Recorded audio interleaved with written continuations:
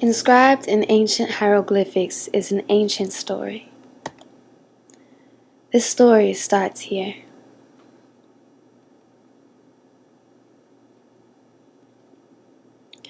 Egyptology is the study of ancient Egyptian history, language, literature, religion, architecture, and art from the 5th millennium BC until the end of its native religious practices in the 4th century AD. A practitioner of the discipline is considered an Egyptologist. Egyptology's modern history begins with the invasion of Egypt by Napoleon Bonaparte. Egyptology was established as an academic discipline through the research of Emmanuel de Rouche in France, Samuel Birch in England, and Henrique Bruch in Germany.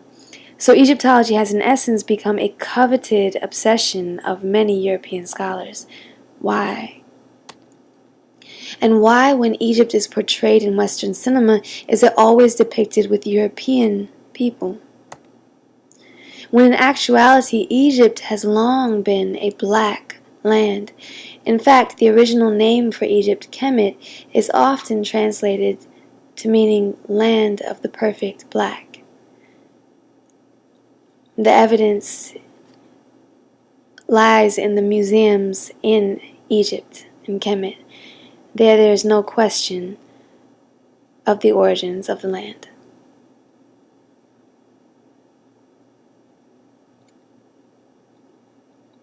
The hieroglyphics have been studied by two historians, archaeologists of African descent, one of whom, Anthony Browder, conducts tours in Washington, D.C., showing the Kemetic and African influences in American symbolism, particularly in the capital of the United States. The other of whom, Ra'u Nefer Amen, who converted his name to a Kemetic one as a result of being inspired by his studies and created an entire spiritual discipline around his studies that people follow, called the Aser Set Society. He published several books recording his translations of the hieroglyphics. Ra'u Nefer Amen is presented to the left, and Anthony Browder, Tony Browder, at the bottom right. That's a quote from Tony Browder saying, "To know not what happened before your ancestors were To not know what happened before your ancestors were slaves is to always remain a slave." So let's translate one of the prominent stories written on these hieroglyphics in Eastern Africa. Mind you, according to current DNA evidence, all human beings today belong to the same family group that originated in East Africa.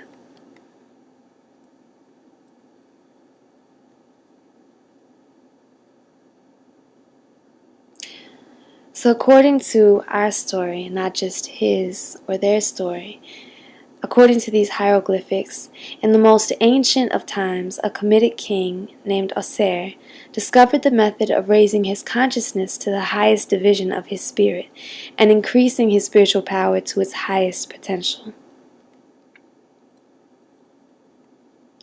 As a result, Aser was able to bring civilization, a spiritually controlled way of life, to the people, with its accompanying social harmony, peace, and prosperity.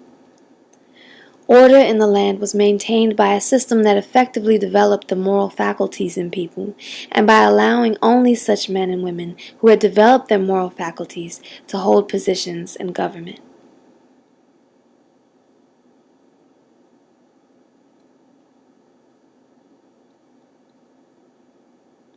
Aser had a queen, Aset, who helped to rule the land.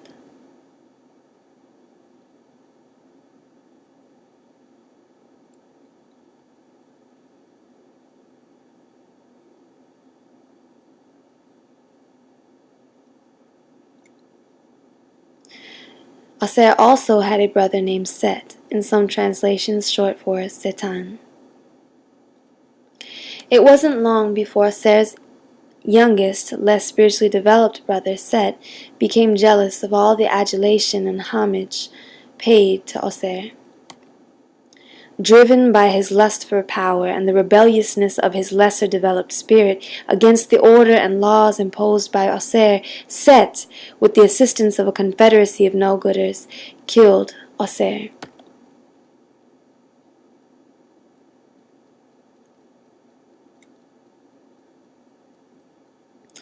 Queen Osset was heartbroken.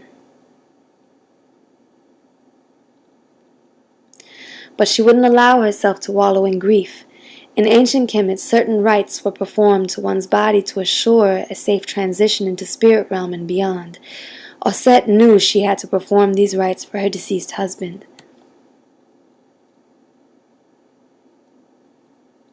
This was no easy task, as Set, well aware of these rites and extremely petty, nefariously cut up his brother's body and placed him in various parts all over the land.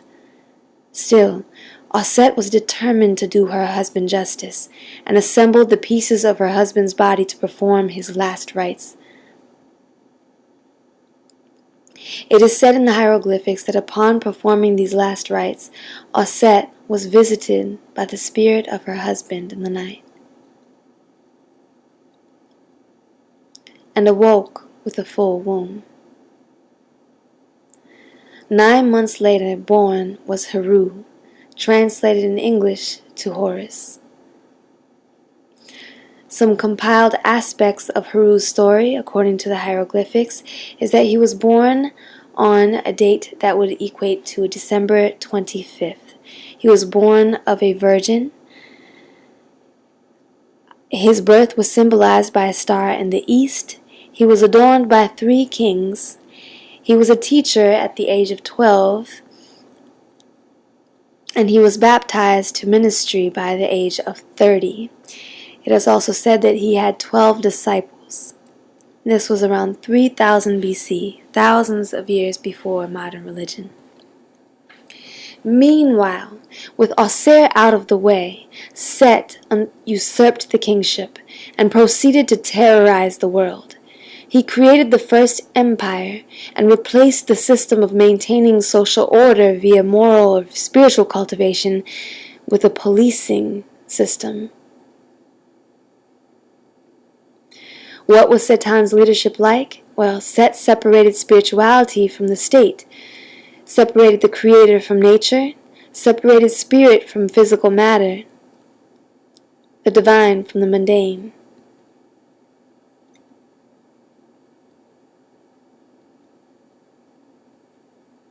In short, Set instituted an insidious system of dividing and segregating all things and people from each other and the whole. In other words, he alienated man from the Creator, the world, and himself. He distorted the truth, much like what happened in history. Still against the odds of her brother-in-law's rule, Osset knew her charge, to raise the hero, or Heru, that would save the world from destruction by his uncle. The word hero may find its roots in this name, Heru, the world's first noted hero. Heru in hieroglyphics is typically represented by a man with the head of a falcon. Why? It is said that one day, after long having trained physically and spiritually, at around the age of 30, Heru looked into the sun and became a falcon, flying into the sun. Upon his return, it was the dawn of a new day. This is the symbol used to represent Heru, the falcon with the sun above his head.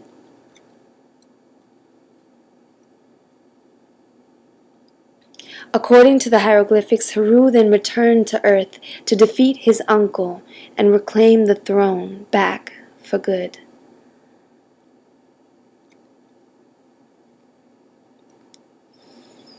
It was a terrible fight, but in the end he was victorious, and he restored his mother to the throne and brought the land to honor his father once again. This struggle for morality and spirituality to reign supreme once again has been on ever since.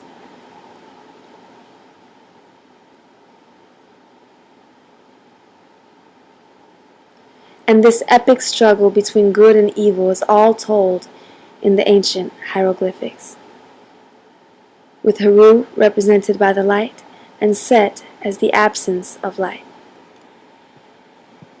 symbolized by day and night of every passing day. Hence set or sunset, and the beginning of a hero, the light of the sun upon our earth, or the sun, the holy sun of Oser. And this epic struggle between good and evil is all told in the ancient hieroglyphics, but the question remains, is this a story that already happened, or was it foreshadowing the story of the world? And is that battle of the world also the very same battle within each and every human being? As told in the Native American legends of the wolf, or the wolves inside of each being, which wolf would you feed? Well, there's one part we left out of this story. You remember those 14 parts of Oser that Set buried all over the world? Well, they were 14. However, Oset was only able to find 13. One part of Oser that Oset never found. What was it? Well, when the hero rose to power once again, Heru and his mother dedicated one monument in honor of that missing piece of his father's body, symbolizing Oser's power of fertility, the power to raise and birth more good in the world. That symbol is known as the Tekken, as you can imagine what that 14th piece was that was never found. And that very symbol is found in the capital of the United States of America. And you remember this symbol of Heru, the falcon with the sun above his head, symbolizing the day that he rose into his heroism? Well, that symbol is also found in the Great Seal of the United States of America. Look familiar?